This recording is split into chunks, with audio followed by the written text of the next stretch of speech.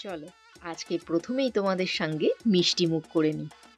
থাকছে পাউরুটি দিয়ে তৈরি একটা মিষ্টির অসাধারণ রেসিপি।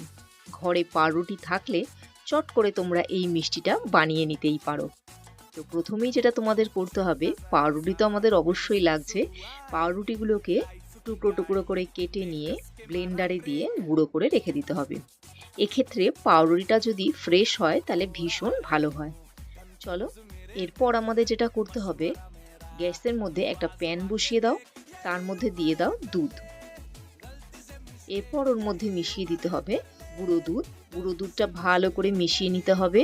দিতে হবে চিনি, এলাচ গুঁড়ো দিয়ে ভালো করে দুধটাকে জাল দিতে হবে যতক্ষণ না ঘন হয়ে আসে। যখনই দুধটা ঘন হয়ে আসবে দিয়ে দাও অল্প একটু ঘি।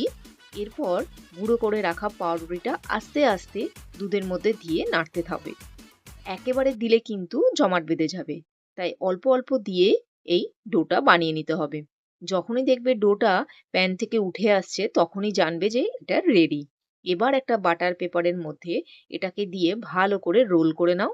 তার সঙ্গে দিয়ে দাও কিছুটা ড্রাই ফ্রুটস। ভালো করে রোল করে নিয়ে ফ্রিজারে রেখে দাও মোটামুটি 20 মিনিট মতন। ফ্রিজার থেকে বের করে এটাকে নিজেদের পছন্দ অনুযায়ী শেপ দিয়ে কেটে নাও।